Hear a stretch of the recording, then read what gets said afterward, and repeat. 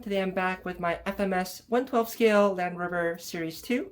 And before we get into today's topic, let's go pick up some mail.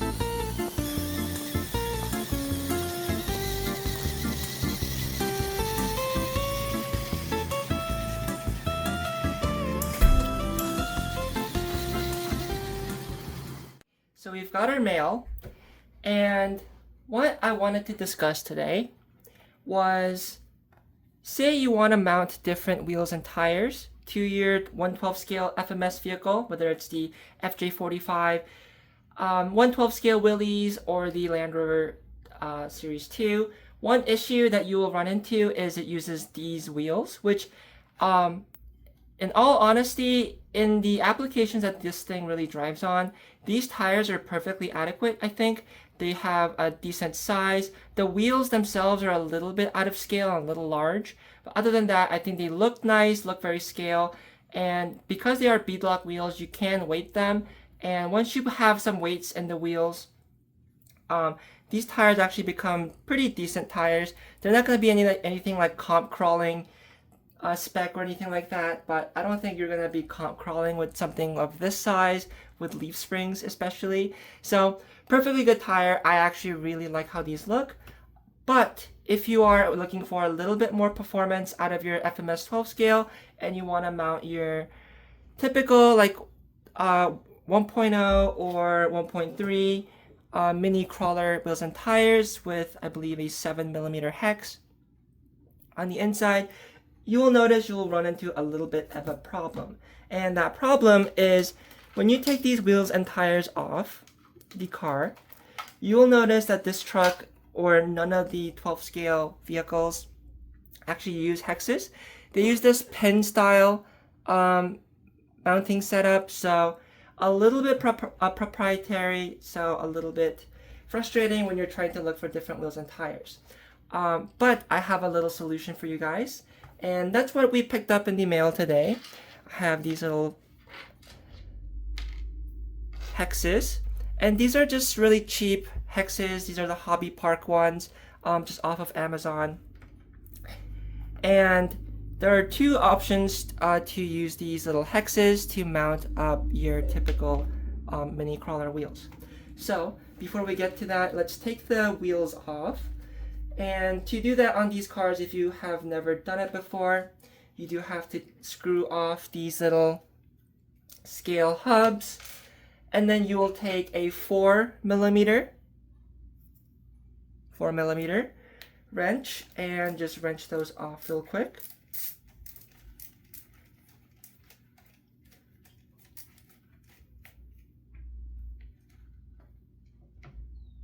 And I guess this would be a perfect opportunity for us to use our little jack stands.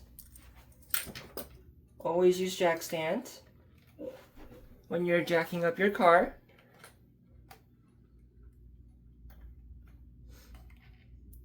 So we'll remove that, and coming closer,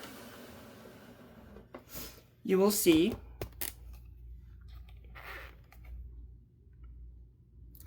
that there is the pin, and then there's a little silver plate there.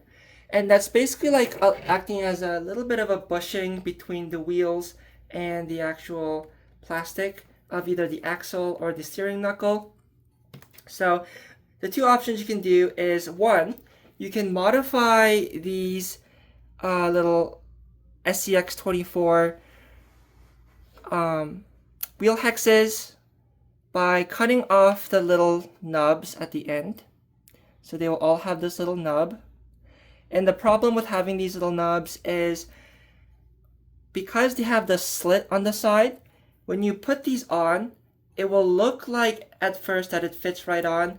But if you look closer, the slot is not allowing you to capture that pin.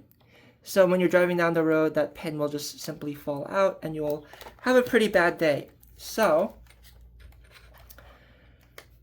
what you need to do is, thankfully, if you have plastic ones or these brass ones, they're very easy to modify and cut. So you just cut off and sand down the little nubs so it's flat like this. And that will allow you to mount the hex all the way on and fully capture that pin. So that is one option, and this is the recommended option that I would go with. The other option, if you don't want to modify your wheel hex, is simply remove your pin and then remove this little silver washer. Put your pin back in.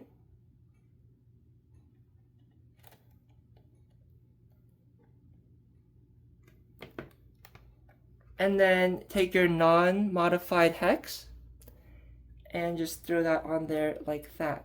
That is also an option for you to do. The problem with this, and why I don't recommend you do this, is this will end up binding on either the bearing up here or the plastic of the rear axle. So there will be a little bit of binding. So I don't really recommend this option. It's a lot easier and works a lot better. Well, not easier, but it works a lot better to modify those hexes. So that's the option I'm going to be going for. So let me throw the washer back on and the pin back on. And as you can see, these are very small parts in the scale.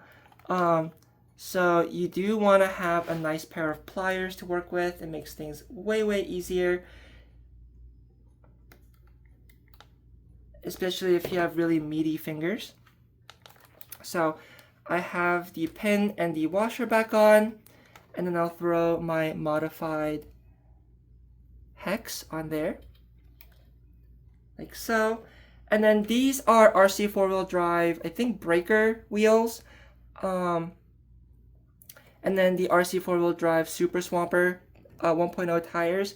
These are about the same diameter as the stock tires. As you can see there, they are significantly wider, so it will give you a lot more traction, and it's a softer compound and just more sidewall overall. So this will give you more performance. So simply throw that on like so. Take your wheel nut and tighten that back on there.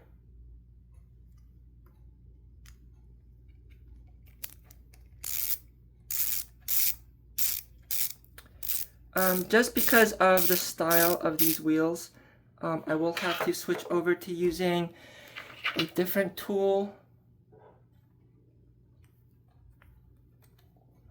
to finish tightening it up. That's just fine.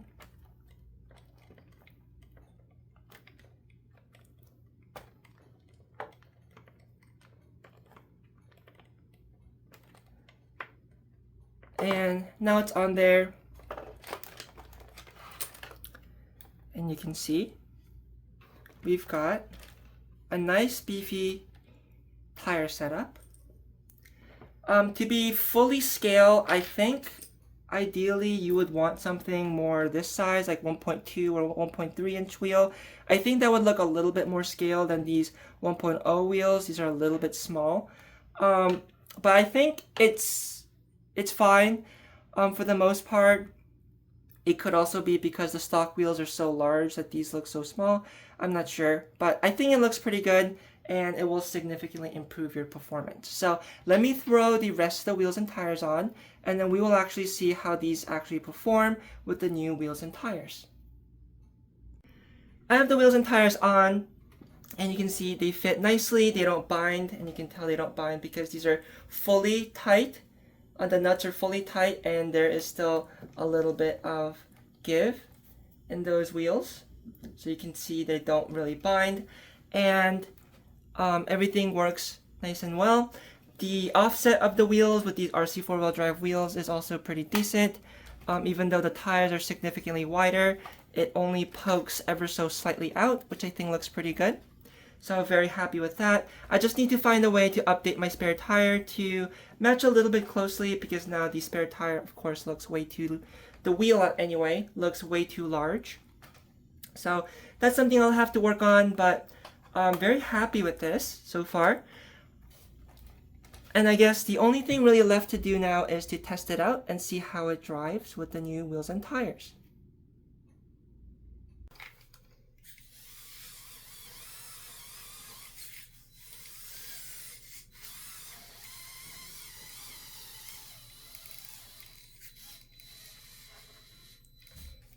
The tires being softer and having a lot more sidewall, of course, allows for a lot more compliance over obstacles. And recovering from something like that, you can see it has the traction. The one thing you will notice though is because the tires are softer, you are technically losing out on a little bit of ground clearance, especially when the tire squishes like that. So for something with leaf springs and like screws sticking out at the bottom like that, it is something that may hinder you on certain obstacles.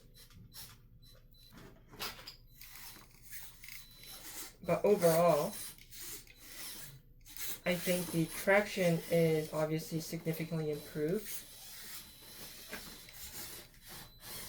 So right there, we're stuck on the trailer hitch, and simply by powering through, we can get right out of that because we have the traction for that now.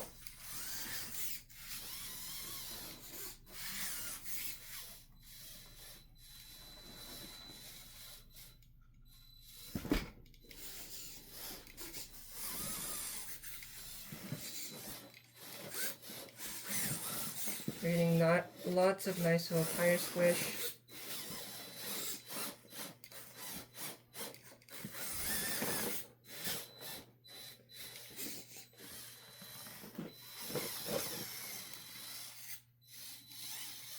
I think now that we have the traction, one thing that would be really fun to have for this truck is a higher clearance front bumper, and maybe trimming out those screws a little bit. The battery died, so let me switch out the battery real quick. But trimming out these screws at the bottom for a little bit better clearance, I think will help a lot.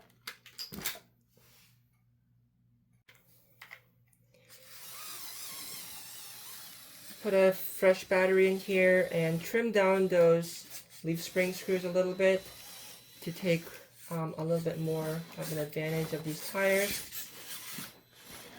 But like I was saying, I think it'd be cool to now fabricate like a higher clearance front bumper for this. That would definitely help with performance a lot. Another thing you could do to increase ground clearance and help with the performance of this truck and take, again, more of an advantage of these new wheels and tires is giving the truck a lift by simply reversing the mounting position of the leaf springs. It's a very common mod people do to these FMS vehicles. And that is something you can do, though something you will have to figure out then is how to get the center drive shafts to not fall out, because the center drive shafts will then be too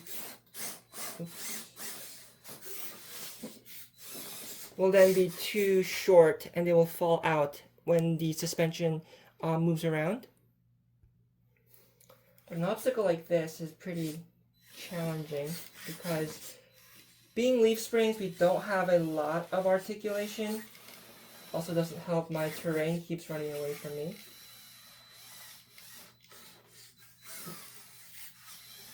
The other thing you will have to be careful of now that you have a lot more traction is be careful not to damage your transmission or any of your driveline units by really getting this thing into a bind and snapping something.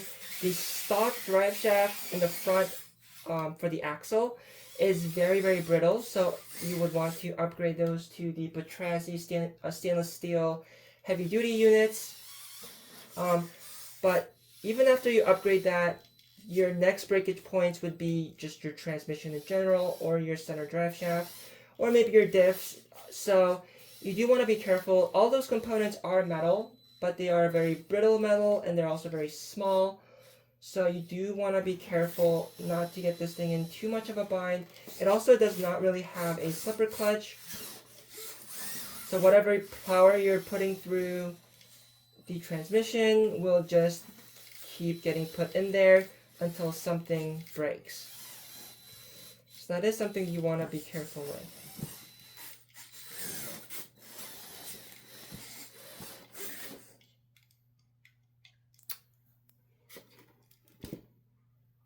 Sorry about the sudden cut again. I guess none of my batteries were fully charged because another one just died on me. But like I was saying, there are lots of pros and cons to having a stickier tire setup on this vehicle. Of course, obviously you're going to get more traction and more compliance, so that will help out with your suspension and whatnot. But like I said, the transmission is still fairly brittle, so you don't want to really torque this thing too hard now that you have the traction. And the other thing that will be a downside is if you intend to use this truck as mostly a trail truck, having such soft tires like this is going to be a downside for you, because you'll get less battery run time simply because your tires are softer and it takes a lot more power to keep them rolling. Whereas with these tires, they're very skinny, they're relatively stiff, so they are pretty efficient just rolling down the road and just doing trail stuff. So whether or not something like this is something you would want to do to your 12 scale FMS model will depend on your main applications for your vehicle. For me, honestly, I will probably still be swapping between the stock tires and these tires depending on what I'm doing, because I use this thing for indoor crawling, but also a lot for outdoor trailing, like you saw when I was getting the mail. So I do want to still keep these wheels and tires on hand. But if you are looking to put on normal wheels, like your typical mini crawler wheels and tires, this is how you would go about doing that. So I hope everyone enjoyed this video, found it informative or entertaining. And as always, I hope everyone has a great day and have fun with RC.